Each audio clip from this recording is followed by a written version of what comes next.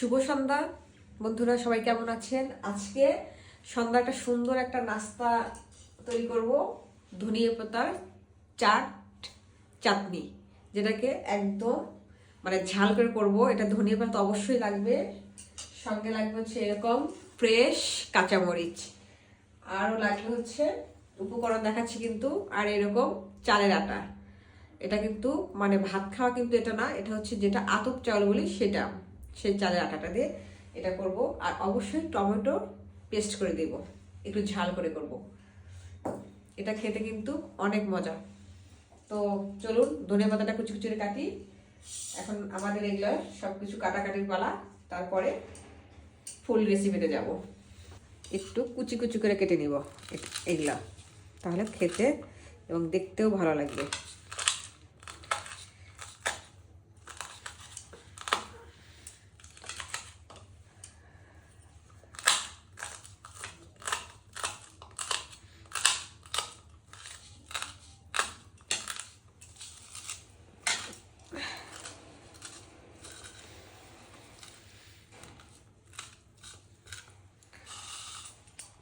এরকম fresh tomato নিয়েছি, টমেটোগুলো আমি পেস্ট করে নিব।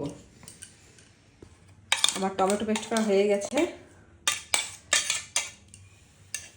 এখন চাউলের আটাটা দিয়ে দিব, পরিমাণ মতো ধনিয়া পাতা, কাঁচামরিচ, হলুদের গুঁড়ো, পরিমাণ মতো জল।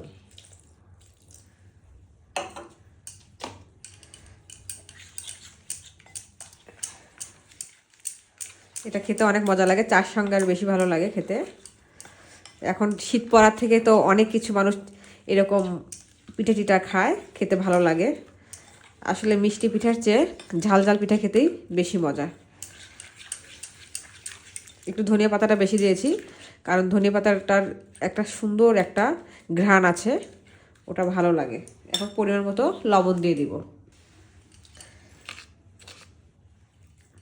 পরিমাণ মতো লবণ দিয়ে দিলাম।